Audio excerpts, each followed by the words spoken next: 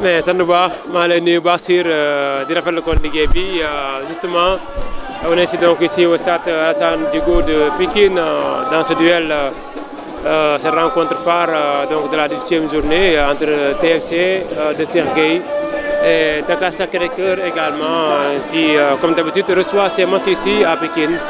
Et la dernière fois, les académiciens donc, avaient battu ici, sur cette même pelouse, l'équipe de l'AS Pikine 1-0, but marqué par Mangone Ndiaye, un digne fils de Pikine également, Mangone, qui a eu donc ici à jouer des matchs de Nemetan dans la zone 1 de Pikine. Et voilà, justement, Mangone sollicité. Mangone va passer devant un joueur de TFC. Attention, ballon lancé dans la surface de réparation. Et là, ce sera donc un dégagement du défenseur central de TFC, Pape Ibrahim Mondong, qui va s'en charger lui-même, qui récupère encore le cuir. Pape Ibrahim il va jouer pour son compère central, Sow, la dernière décalée. Donc sur le côté gauche, qui renvoie le cuir. Attention, là c'est Dakar Sacré-Cœur qui va pénétrer un peu dans la surface de réparation. Attention, frappe captée facilement de TFC. Le bon gardien, Marc Philips Diouf, il va jouer pour son défenseur.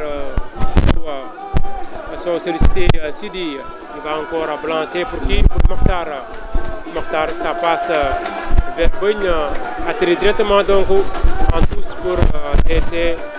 Et c'est Mendia qui va jouer pour chercher Mangone, devancé par la latérale Rufisquois. Attention là, ce sont les Rufisquois qui vont combiner avec le capitaine Awad qui va trouver cette fois-ci le ballon au niveau de l'entrejeu pour le numéro 17, Aline Badara Faye. Aline Badara qui va jouer pour Boubou. Attention, Boubou dans la surface et capté encore. Un joueur tellement rapide, Boubou, le numéro 10 de Dakar Sacré-Cœur. Et malheureusement, sa frappe ou bien son centre a été capté par le potier. Attention, Sidi Sow, pressé par deux joueurs, il va lancer vers Jiggle. Jiggle qui avait démarré donc la saison avec le club de Pikine. Justement, renversal de l'autre côté pour qui? Boigna, attention, Boigna, le ballon qui atterrit vers Malikoundoy. Boigna, attention, ballon contré toujours dans les pieds des Rufisquois. Attention, premier poteau. Contré, ça devient corner pour vu du Dakar Sacré-Cœur lors de la dernière victoire. Ebogne qui le porte bien sur la tête de la défense Sikapoise. Et ça joue avec Dardiop qui manque son intervention mais qui se bat tout de même. On a eu avec leur numéro 10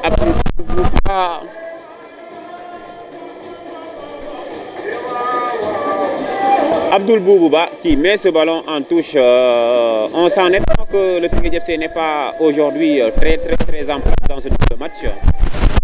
Il ne faut pas faire comme lors du match contre l'équipe du Guédiawaye FC.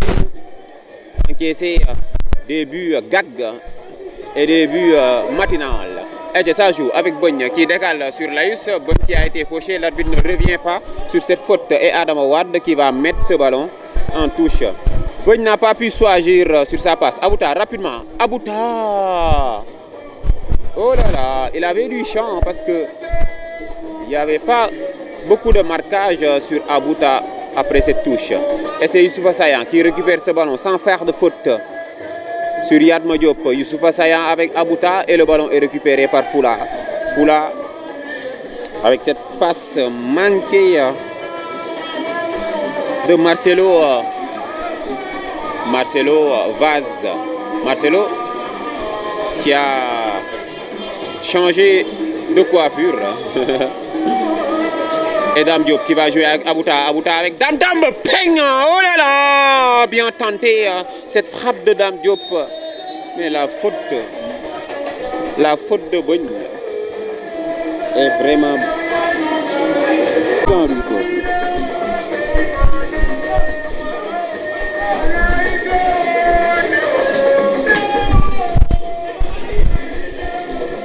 Aïcha, Youssoufa Sayan avec Serigne Mokhtar Koité, intelligent. parce qu'il connaît bien. Et c'est Youssoupha Saïa qui, oh là là, il en fait trop. Youssoupha Saïa, il connaît bien Bassirou équipier plutôt. Aïcha, Bassirou, John,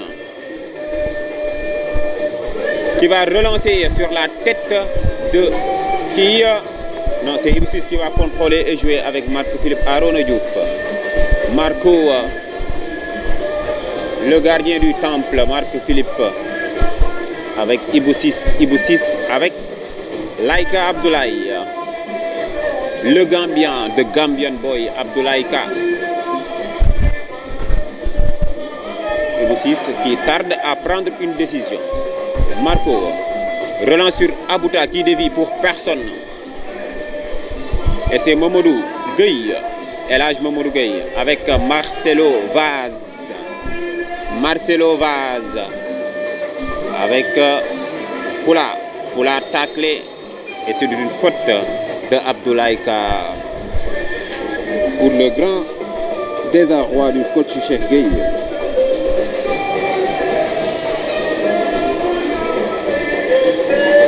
Ay ca gars yi gisaguma seen pronostic ci match bi. wax leen ñaata lay doon wala koor gi da leen jàpp mais ñun ñëpp a wóor quand même bœuf corne bœuf.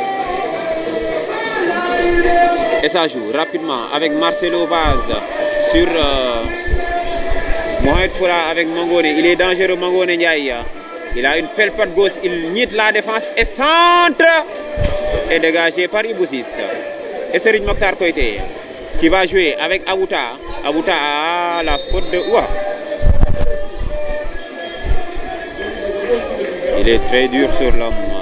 Et toujours Serigne Mokhtar Koité qui se défait de son vis-à-vis et change complètement le jeu sur Casca. Oh là là!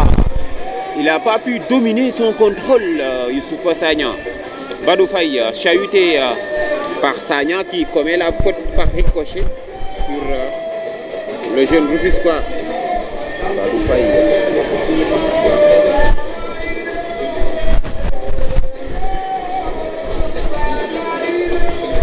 Aïcha Ibrahima Kébé nee na 1-0 pour DSC. Ndiouga Ba nee na 2-0 pour le Teungueth FC. Saliou nee na 2-0 2-0 pour Kane. Aïcha Sarr Gaston nee na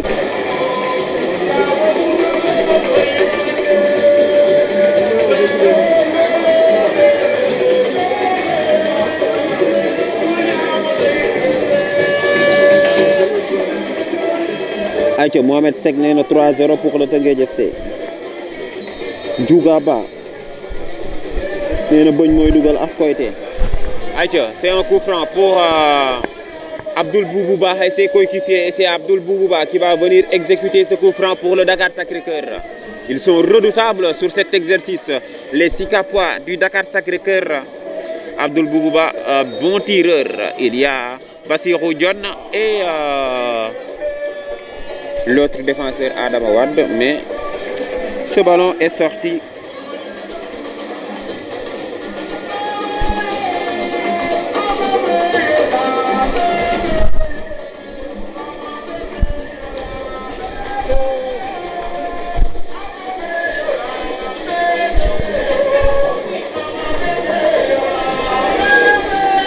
Aïcha, ça joue avec Abdoulaye Ka avec derrière Serigne Mokhtar Koité sur Sidi Sow.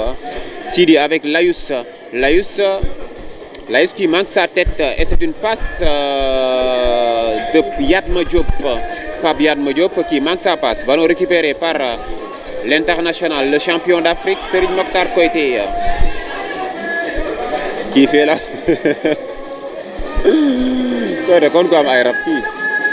et toujours Dame Diop, Dame Souguer, Ibou Ciss derrière avec Sidi Sow.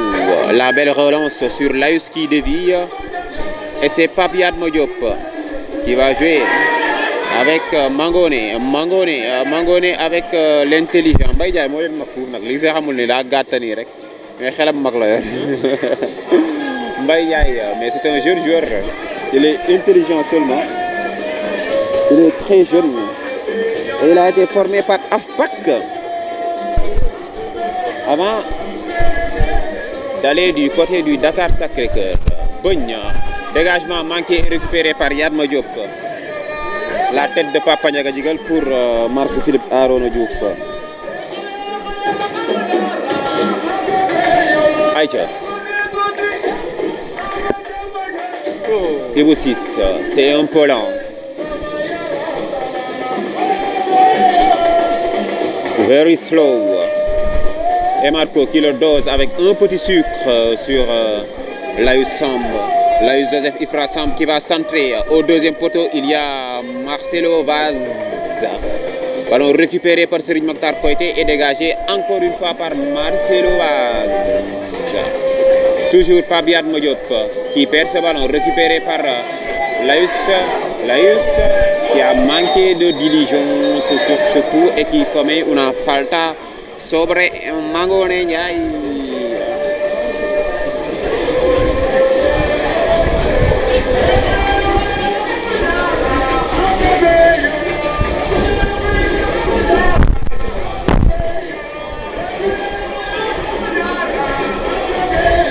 Le Dakar Sacré-Cœur et le Teungueth FC font 0 but partout. On est à la 31e minute de jeu. Joué nañu fanweeri simili ak benn ci diggante Teungueth FC ak Dakar Sacré-Cœur. Ndam demagul, ndam dikkagul, ñaari équipe yi dañoo tempoogul. Et c'est le premier match sous l'ère Diomaye. Qui va marquer le premier but du championnat sous l'ère Diomaye Faye? Cherchez-moi le buteur. Parce qu'ici, il n'y a pas encore but. On va voir s'il y aura des buts dans les autres stades. Parce qu'actuellement, le Guédiawaye FC joue, l'ASC Jaraaf joue, la Sonacos joue et les autres équipes jouent. Hier, l'AS Pikine a fait match nul 0 partout contre l'équipe de Tchamba.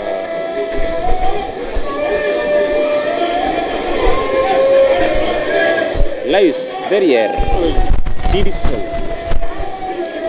Sow avec Serigne Mokhtar Koité dans la profondeur. Koité. Oh là là, il n'a pas pu le mettre dans la profondeur. Et le NIT de Ibou 6 qui passe pour Serigne Mokhtar Koité qui Serigne Mokhtar Koité avec Youssoufa Sagna, Papa Ndiaga Djigal qui s'apprête à centrer, mais son centre manque de puissance. Et c'est Abdoul Boubouba qui manque sa passe. Rapidement récupéré par Sidi Sow sur Serigne Mokhtar Koité. Il y a beaucoup de télescopages entre Papa Ndiaga et l'autre là, Serigne Mokhtar. Et c'est Bogne qui récupère. Bogne. Il faut le frapper au deuxième poteau.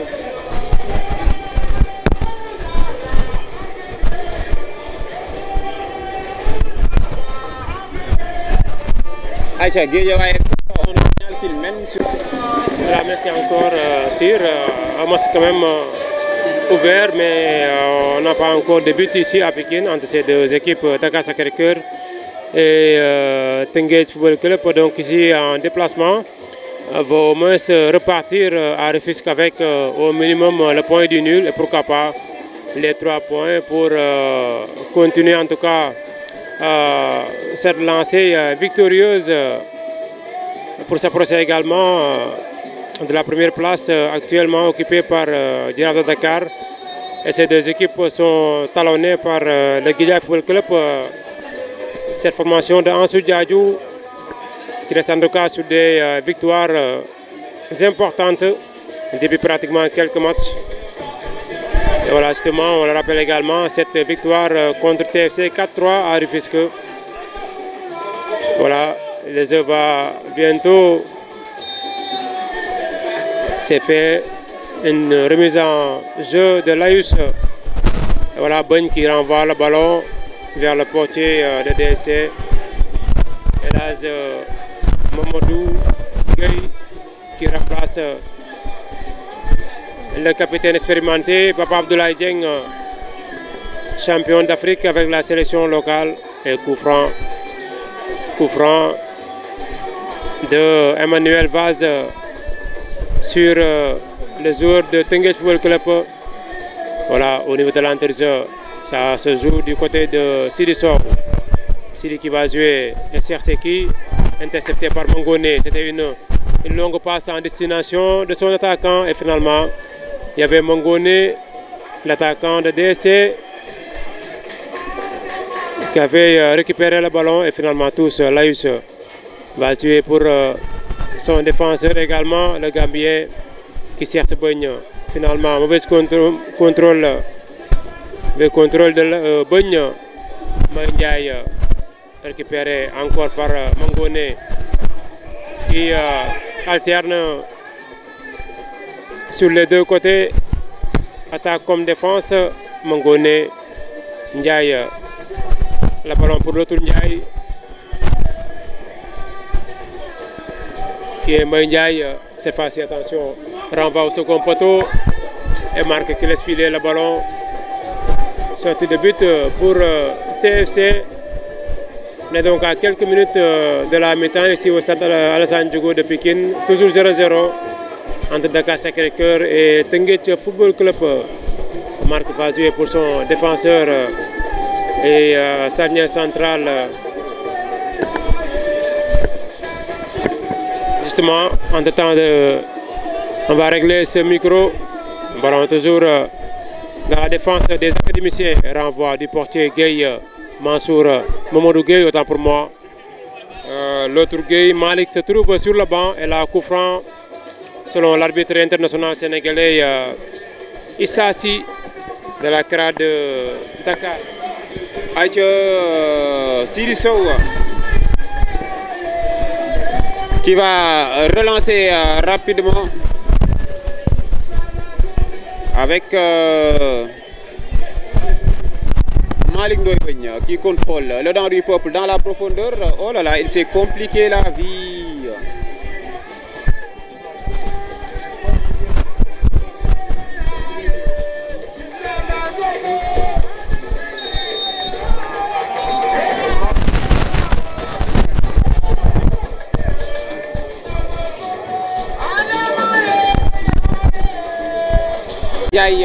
Mbaye Ndiaye chahuté par Bogne et toujours Mangone Ndiaye, Mbaye Ndiaye, les Ndiayen avec toujours Mangone. Mangone poursuivi par Sidi Sow qui dans ce centre de Mangone Ndiaye. Le Stade de Bourg vient d'égaliser contre l'équipe du Guédiawaye FC, 1 but partout. Il y a l'US Gorée aussi qui met sur le score de 1 but à 0. L'équipe du Casa Sport. Ce sont les premiers buts qui récupèrent rapidement pour Youssoufa Sayan. Youssoufa Sayan qui est passé devant Bassirou Dione qui va écoper d'un carton jaune. Sur cette intervention manquée.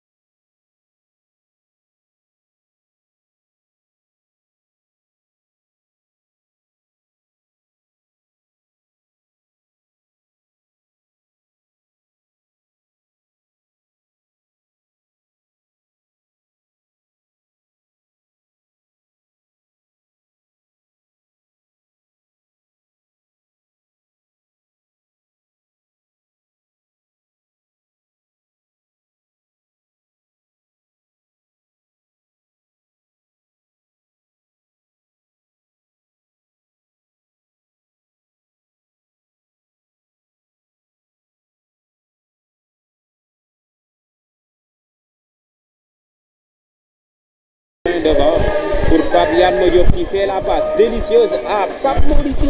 Pape Maurici avec Badou Faye. Pape Maurici, c'est un des joueurs qui sont promus cette saison dans cette équipe première du Dakar Sacré-Cœur. Sur ce, il faut savoir qu'il évoluait avec l'équipe. Ce sont de jeunes joueurs à signaler. Yad Modiop avec Bassirou Diomaye Faye. Bassirou John plutôt. Derrière El Hadji Mamadou Gueye, le petit frère d'El Hadji Malick Gueye qui est sur le banc. Qui va avec cette intervention. Oh là, il n'a pas suivi Serigne Mokhtar Koité, cette intervention de Mangone Ndiaye, très élégant, va jouer. Et c'est une belle relance, une très belle relance Mangone Ndiaye.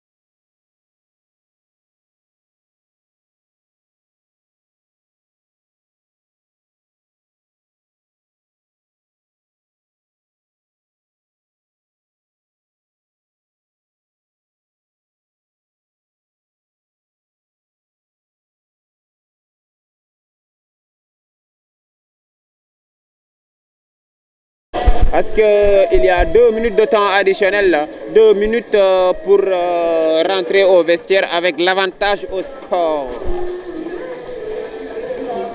Et on a Papa Ndiaga Djigal pour ce corner au deuxième poteau. Serigne Mokhtar Koité et Youssoupha Sayan qui intervient. Ça joue toujours avec Dame Diop, Dame avec Laïus qui va centrer pour personne sinon El Hadji Mamadou Gueye. Bonne intervention de Papa Ndiaga Djigal, oh là là, qui a manqué son ballon.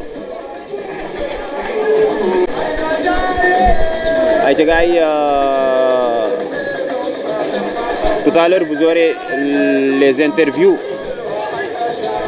de Malick Ndoye Begne et de Lamine Dramé à la pause.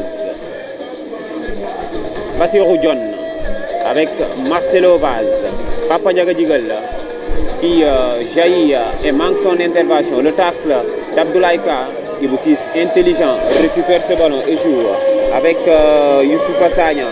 Il y a un blessé.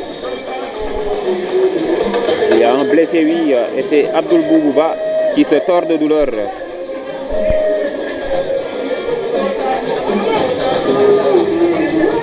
Adjagaï 0-8 partout avant la pause.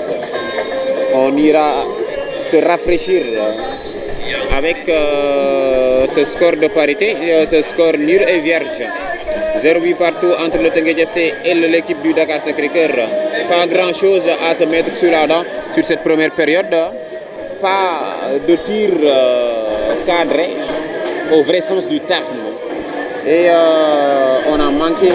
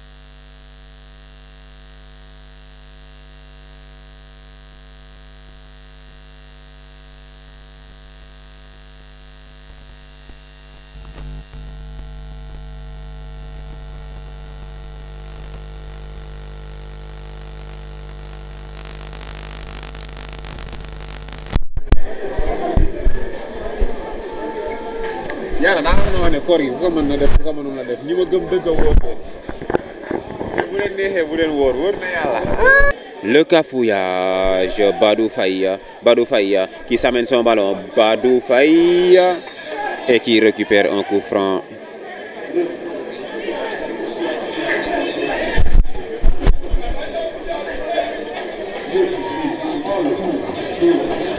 Mu nekk cogito ergo sum, maso ergo sum, je mange donc je suis. Aïcha, le dent du peuple, bagne de l'extérieur. Mais continue, sigue. Et Papa Diaga Digal qui intervient comme ça. Oui, regardez le joueur, mon ami.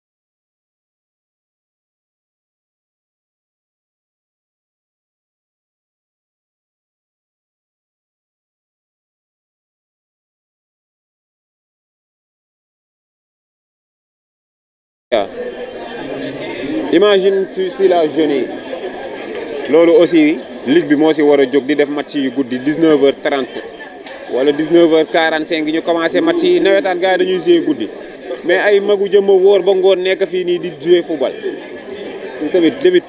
tamit war nañ si wax. Sénégal daa war a changer évoluer li ñu doon def daaw waruñu ko defaat ren li ñu doon def si Macky waruñu ko def si Diomaye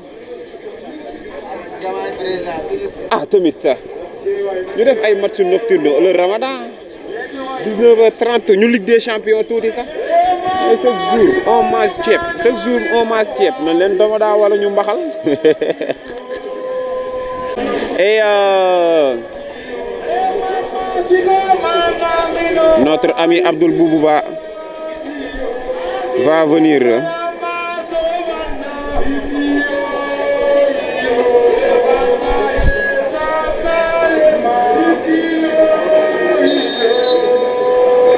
Aïcha kii nee na where is Cheikh Sarr is on the bench et ça joue avec Youssoupha Sayan qui prend ses responsabilités. Youssoupha Sayan qui va alerter Abouta il décroche un peu trop et ça joue avec Badou Faye avec ce tacle de Sidi Sow Foula qui joue de l'autre côté avec Mangone qui manque son contrôle. Oh là là, le contrôle, l'arme du footballeur. Mangone Ndiaye qui se l'a joué facile devant. Ndiaye. Voilà match 20h wala 21h bu ñu ko defee ci Ramadan bi bu fekkee ne dañoo gis ay stade yoo xamante ne amul électricité ñu dem foofu Abdoulaye Wade joué foofu noonu ñaari match loolu yomb na waay. Un mois yàggul et Papa Diaga Digal la qui va jouer avec Serigne Mokhtar Koité qui fait la passe à ses amis djinns de là-bas, voilà. Il a fait la passe.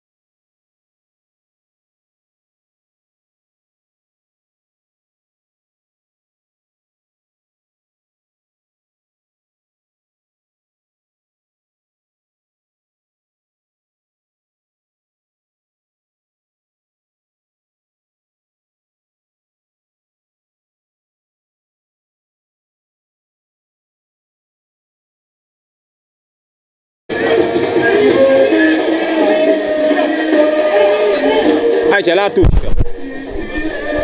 avec Badou Faye qui a battu dans le duel Abdoulaye Ka et avec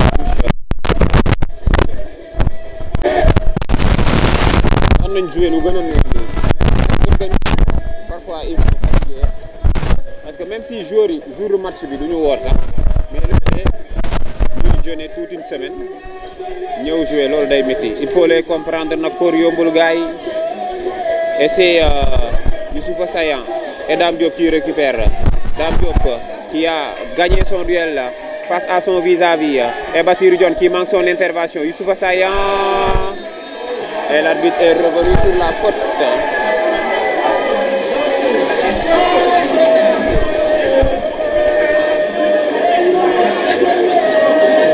Vuelve la falta sobre Dame Diop.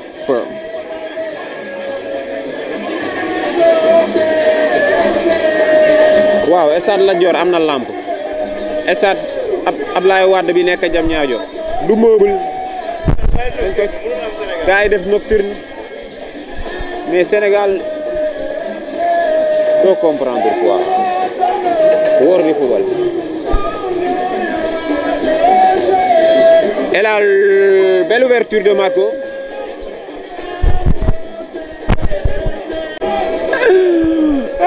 booy jàmbaar ne fiw pa monsieur aj bët yi non loolu metti woon na Papa Ndiaga Jigal qui trouve bien Serigne Mokhtar Koité avec Bogne oh là là il manque son contrôle ballon récupéré par Mangone Ndiaye à la lutte avec Layus Samb Layus qui poursuit son vis-à-vis et une très bonne intervention de Kimpembe Sidi Kimpembe.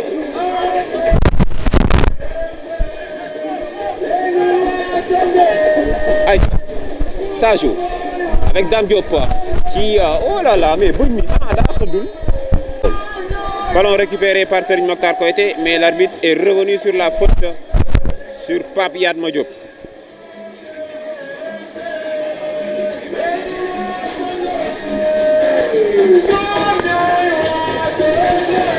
Aïcha ça joue avec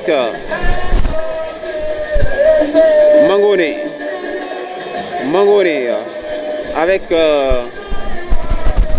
derrière Mbaye Ndiaye l'enfant de Dango à Rufisque Marcelo Vaz qui trouve bien dans l'intervalle Mamadou Foula contrôle bi moo amul ful la looloo tax mu manqué ko Marco qui joue avec Casca qui manque son contrôle xëddul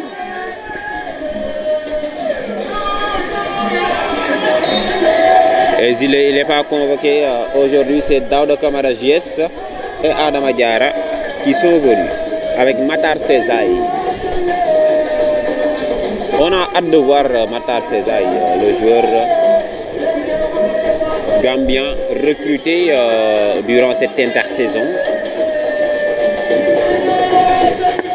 en provenance de Amazulu.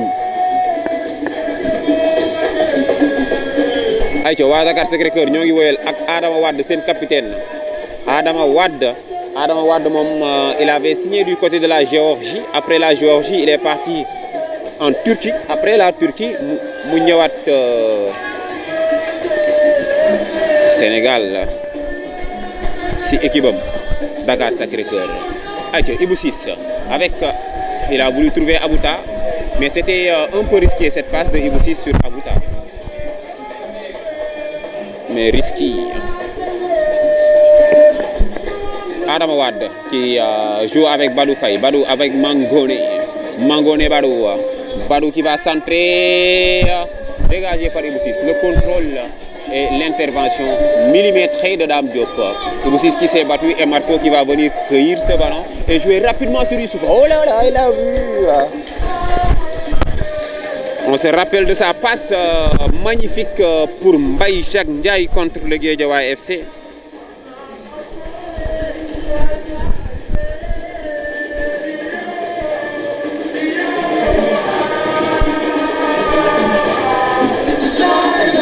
Aïcha gars yi yeneen score yi Jaraaf 0-0 contre Sonacos.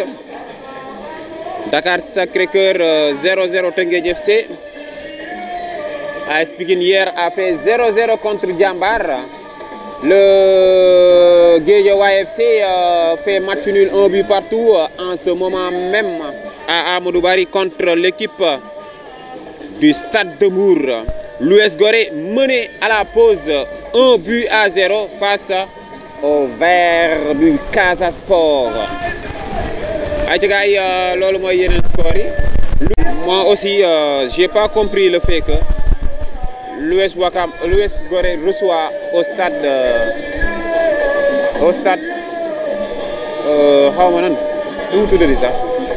stade bu bees boobu Grand Yoff municipal de Grand Yoff ñu bañ waa Déni recevoir seen stade man comprendre ma loolu mais bon ça va aller avec Layus Abouta avec Bogne Abouta dans la surface de réparation pour Koité. Mais quand moi il y a une décision d'or, qui va frapper bon sang? Oh là là, Layus qui s'est battu. Excellent Layus qui va centrer pour la tête de Cascano. Il y a Youssoufa toujours, Youssoufa Sayan qui va talonner. Oh là là, Bogne dans la surface.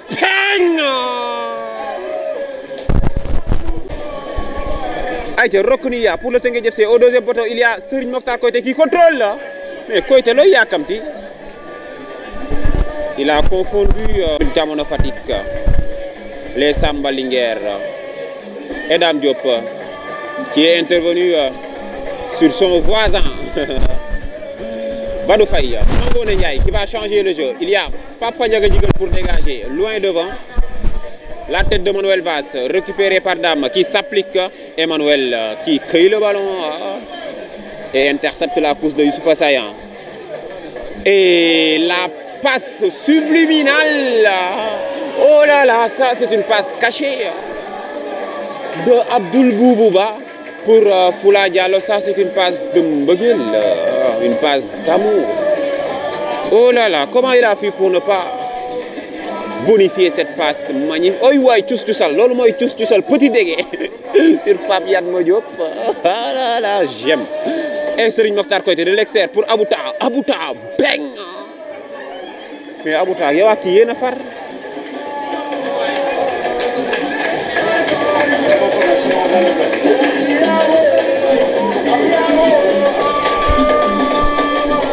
Ay waay bi amagul de Bogne qui récupère mais moo ngi xeeñ Bogne avec Serigne Mokhtar Koité dans la profondeur. Seigneur Youssoufa peng dugg na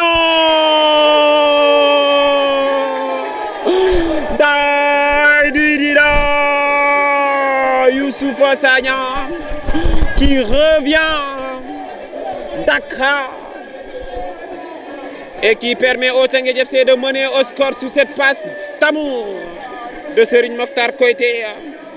Une passe juste, une passe précise, une passe magnifique de Koité pour l'ouverture du Sagna qui permet au Teungueth FC de marquer un but important à la 62e minute de jeu.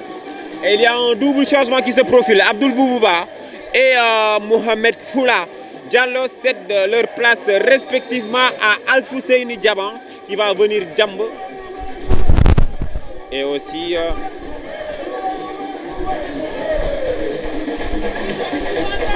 Moutala Fall et Youssoufa Sayan qui récupère sa...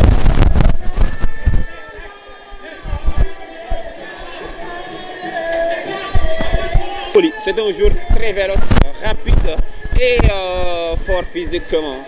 Koité qui va dévier, il y a une faute, on a falta sobre Bassirou Diomaye Dione, le défenseur du Dakar Sacré-Cœur. Bassirou Dione qui va jouer avec Marcelo Vaz-Diaz et Emmanuel qui va jouer avec Pape Mouditi, Mamouri, avec Pape Yatma Diop sur Mbangone Badou Faye qui a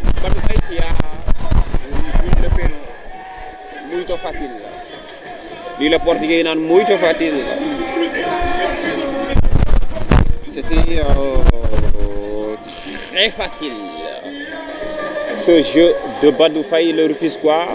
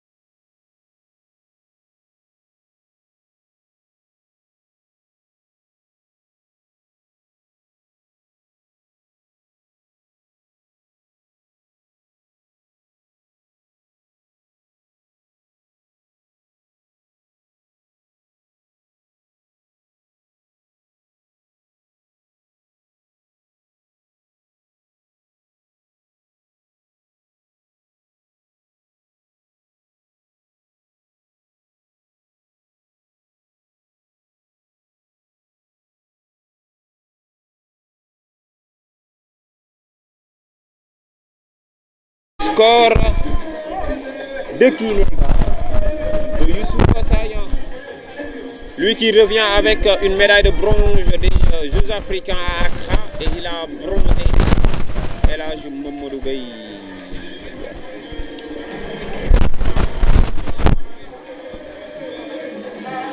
Aïe, toujours Dame Diop au four et au moulin pour Abouta. Abouta avec Dame Diop dans la profondeur. Mais trop aérien, ballon qui sera récupéré par Mbaye Ndiaye. Mbaye Ndiaye qui récupère ce ballon. Aïe, Bassirou Diomaye John qui va jouer avec Marcelo Vaz. Marcelo Vaz, Mamori avec ses passes manquées du nouvel entrant. Et la relance de Kimpembe, Siri Kimpembe manqué, ballon pour Insa Koli, l'ancien du CNEPS Excellence de Thiès. Le centre d'Insa Koli, récupéré par Serigne Mokhtar Koité. C'est Abdoulaye Ka qui prend le devant. Et c'est Laus qui va manquer son dégagement. 1-0 toujours. On est à la 67e minute de jeu.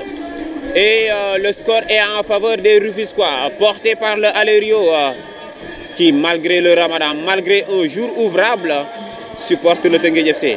Il ne faut pas oublier qu'aujourd'hui, c'est un jour ouvrable pour ceux qui ont du travail. Hein? Il y a beaucoup de chômage au Sénégal. Et ça joue avec Papa Ndiaga Djigal qui va centrer au 43e poteau. Centre manqué de Papa Ndiaga Djigal. Le coach adjoint qui vient haranguer les foules. Yo, allez, fan lañ foré tuba bé ci kaw tribune bi. Serigne Mokhtar Koité qui va cacher une passe pour Sayan. Oh là là, il a été trop généreux. Serigne Mokhtar Koité.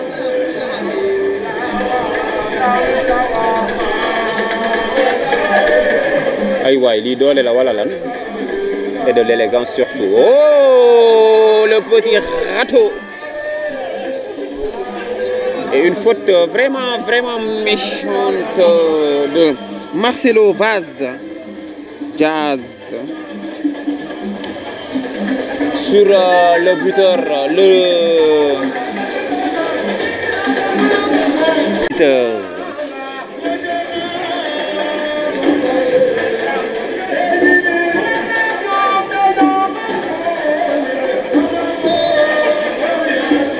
Papa Ndiaga Djigal derrière avec Pape Ibrahima Ndong Pin.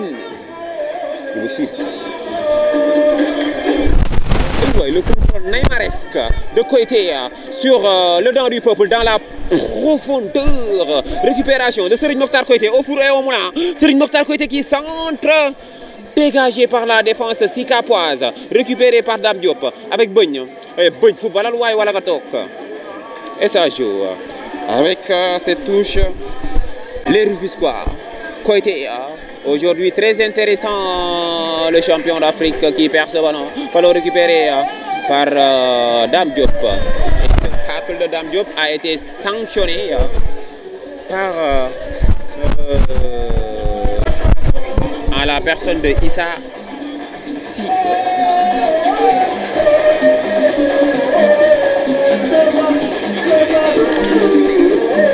Adama Wade avec Mbaye Ndiaye.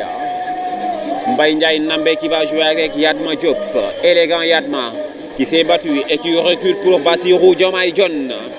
Bassirou John avec Marcelo. Marcelo fait son contrôle. Oh, mais quelle élégance de Abdoulaye Ka. Et la statistique phare, Abdoulaye Ka n'a manqué aucun match du Teungueth FC, 0 minutes. Toujours titulaire depuis le début de la saison. Machallah, c'est le joueur le plus régulier de Cheikh Gueye. En termes de disputés, est toujours égal Abdoulaye Ka. Et la frappe de Badou Faye.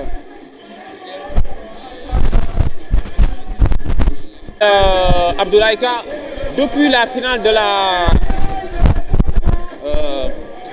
Super Coupe contre le Dakar Sacré-Cœur, Il est titulaire. Le trophée des champions plutôt. Contre le Dakar Sacré-Cœur, il est titulaire avec le Teungueth FC. C'est son 19e match en tant que titulaire. Bogne va sortir el cambio de Teungueth FC es para Bonaventure Bonito.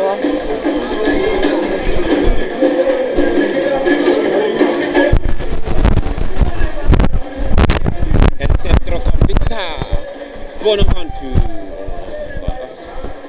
El cambio de Teungueth FC. Et à quoi? Une poussette sifflée par Issa Sy, le coach.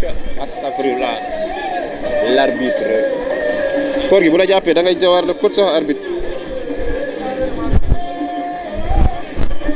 Aïcha, le trophée des champions, c'était contre Génération Foot, effectivement, lors de la victoire du Teungueth FC. Depuis Abdoulaye Ka, il a manqué aucun match. Et retenez bien, il a joué la finale de la Coupe de la Ligue. Abdoulaye Ka, il a joué la finale de la Coupe du Sénégal.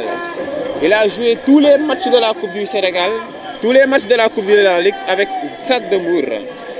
Il est vraiment constant. Mais constance, une bonne hygiène. Il est calme, il se repose bien et il est sérieux dans ce qu'il fait. Contrairement aux petits faiseurs de Malais. Layus qui va venir le sous dans les camps, contraire. Abdoulaye Ka qui récupère. Et c'est un Rokniya pour le Teungueth FC. C'est un travailleur. Il faut l'applaudir. Tàccu leen loolu. Am na benn maire bu waxoon ba pare ne tàccu leen loolu parce que kanam gi mu def. Et c'est Layus Samb pour ce Rokniya. Bien tiré. Layus sur la tête de Pin. Et c'est Issa Koli, l'ancien du CNEPS Excellence de Thiès. Il faisait partie des 15%, voilà.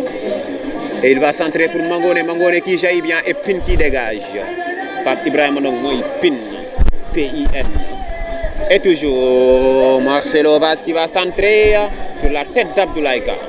Serigne Mokhtar Koité qui prolonge pour Abouta. Il a quelque chose à jouer. Le Malien Abouta.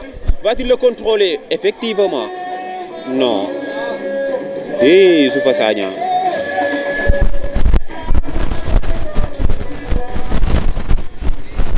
Toujours, oui, Abdoulaye Ka est un Gambien, un élégant et bon Gambien, un Gambian boy. Et le centre. Et récupération de Sagna. Sagna avec Bonaventure. Bonaventure Abouta, la petite talonnade chasse. Avec Sagna. Sagna qui va rentrer. Sagna qui va centrer, contré par Bassirou Diomaye Dione. Oh là là, il se blesse avec cette course douloureuse pour contrer Youssoupha. Et c'est un corner bien tiré par Youssoupha Sagna pour la tête de Sidi Sow. Kim Pempe Dougouna pour Sidi Kim Pempe. 2-0 pour le Teungueth FC avec Sidi Sow qui corse l'addition à la seule. Et c'est Sidi Kim Pempe, Sidi Sow qui corse l'addition.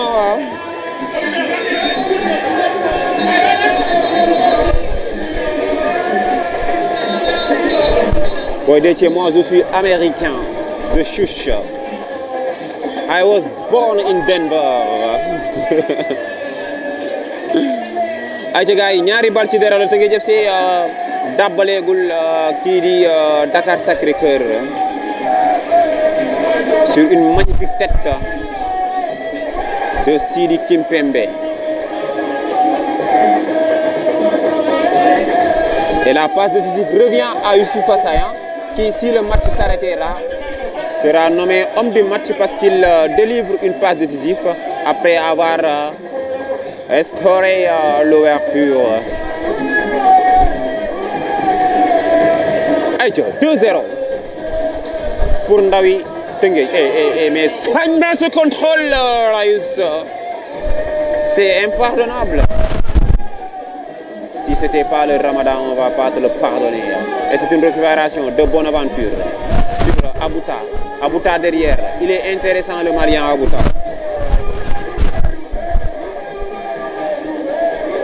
Aïcha.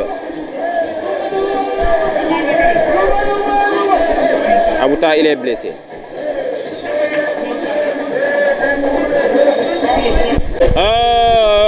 Nyari Balchidara et Adama Diarra va venir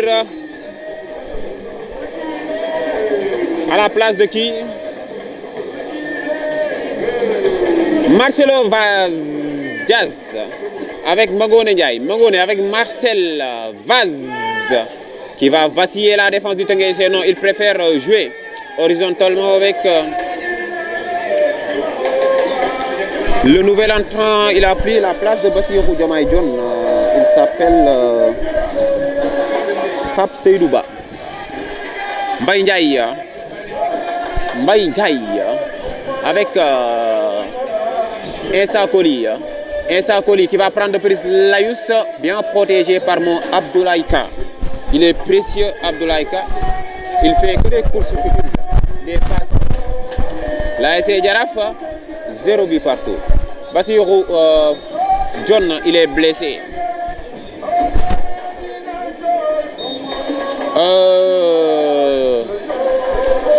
La belle relance de Marco sur côté. Ibrahima Diop, le petit sombrero. Arbitre bi nee nekk bu leen réeroo dafa def sombrero, arbitre bi nekk bu leen réeroo parce que Yatma Diop daa bëggoon réeroo ak Dame Diop gaañ ko gannaaw bu ma ko defee benn sombrero.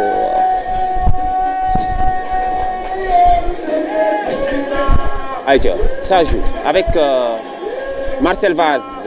Marcel Vaz qui juega la pelota sobre Magone Ndiaye. Aïcha, la touche rapidement jouée pour Abouta. Abouta moom buy joué moom xel mu dal lay joué.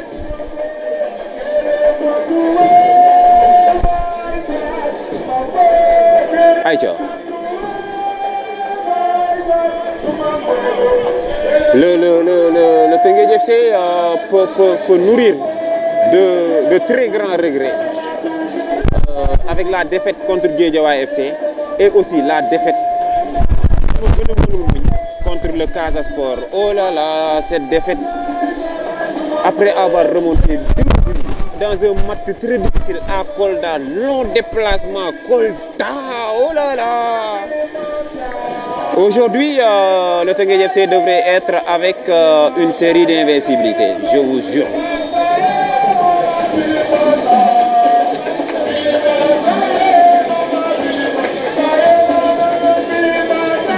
Je vous jure. Aïcha, Adama Wade. Dégagement de Papa Ndiaga Djigal ci kanam.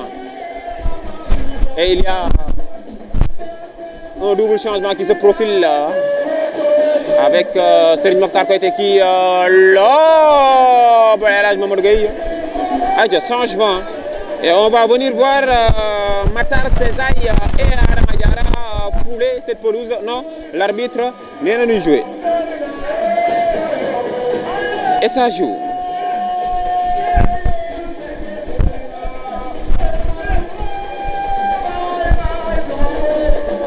Avec Marcel Vaz sur Badou Faye, devancé par Ibrahima Ndong.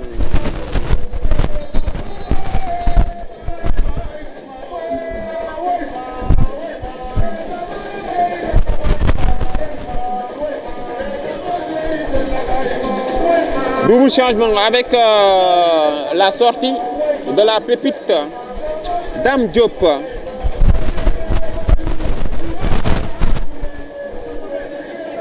Sid Sow moo dugal deuxième but bi, Youssoupha Sagna moo dugal premier but bi.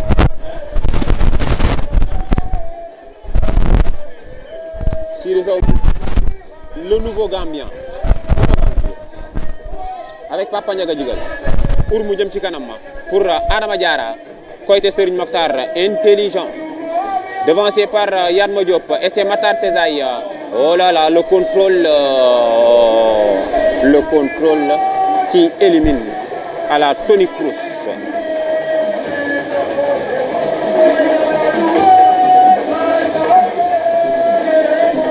Aïcha, Adama Diarra, nouvel entrant, va changer sur Serigne Mokhtar. Serigne Mokhtar, Ousseinouba qui devance Adama Wade qui le dose sur Mangone, devancé par Papa Ndiaga Djigal, qui fait un excellent match sur cette pelouse qu'il connaît bien parce qu'il a été prêté à l'AS Pikine. Peut-être que le coach a joué sur cette stratégie parce que cette pelouse lui réussit bien à Papa Ndiaga Djigal. Et le pressing de Matar Cezaï, il est intéressant le joueur. Il a joué avec Amazulu en Afrique du Sud. Et le tackle de Papa Ndiaga Djigal qui va venir. Aïcha. Toujours ça joue. Avec Ousseinouba. Sur Baïdiadia. De récupérer par la force. Et c'est Djaban qui s'est jailli avec Badou Faye. Badou Faye avec Cezaï. Le centre qui va venir dégager. Et le ballon est récupéré par Bonaventure qui joue avec le feu dans sa surface de réparation. Mais Bonaventure, il ne faut pas s'aventurer avec le danger. Quand même, bœuf, corne bœuf. Entre l'équipe de Teungueth FC et l'équipe de Dakar Sacré-Cœur.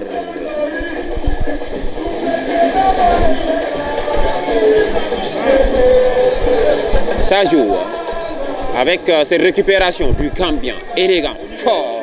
Matar Cezaï, regardez le coup d'œil. Il est man. Avec Papa Ndiaga Djigal là. Il a du champ. Papa Ndiaga Djigal, golo golo luna. Il a du ce ballon. Les buteurs sont. Je m'en vais nommer Youssoufa Saya et Sidi Sow.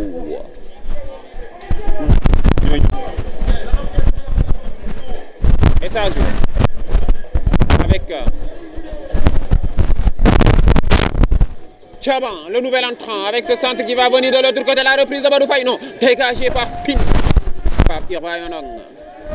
Matar Cezaï, qui manque son intervention, récupéré toujours par Insa Koli, l'enchant du CNEPS Excellence de Thiès qui va centrer excellemment dégagé par Sidi Sow.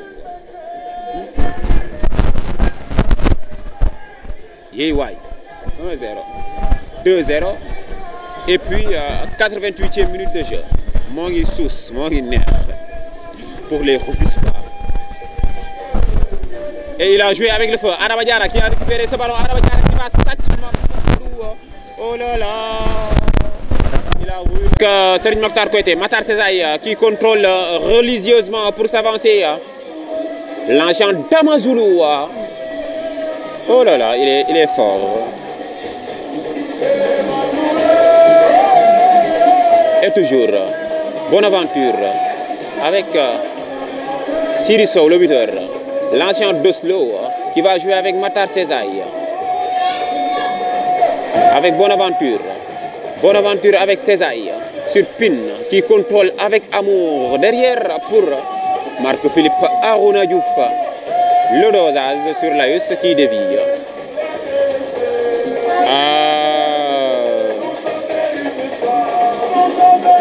Il y a un changement qui se profile côté Teungueth FC avec Daouda Camara JS. Et la bonne intervention, très costaud Sidi Sow dans ce match. Il est en train de gagner des points. Mangone Ndiaye, peigne, oh là là! Il n'a pas pu cadrer cette frappe. Une très lourde frappe de Mangone Ndiaye.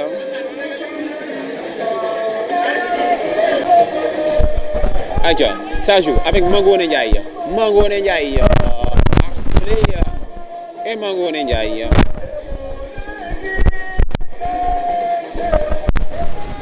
Qui va venir, c'est Marco.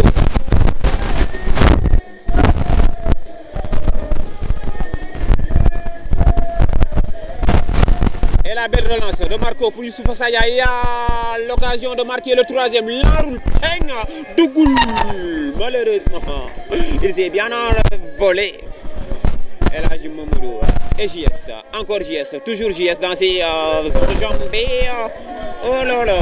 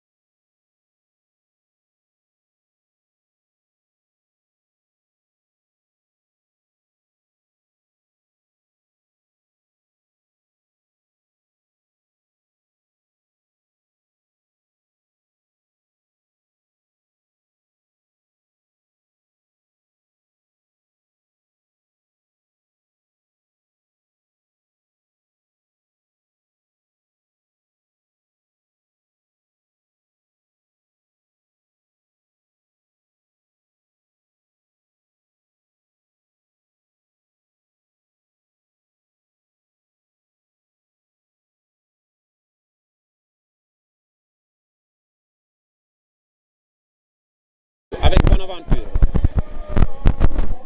Ne vous inquiétez pas, à ce moment-là, le projet d'avoir un propre centre d'entraînement pour le Teungueth FC et former beaucoup de jeunes joueurs rufisquois. La récupération de Matar Césaille avec Bonaventure. Bonaventure avec Césaille, Césaille avec Adama Diarra.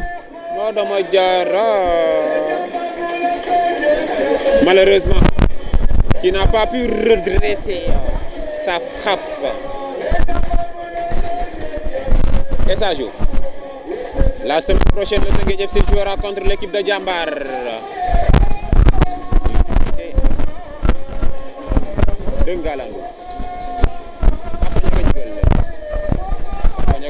L'arbitre qui ne revient pas sur la faute.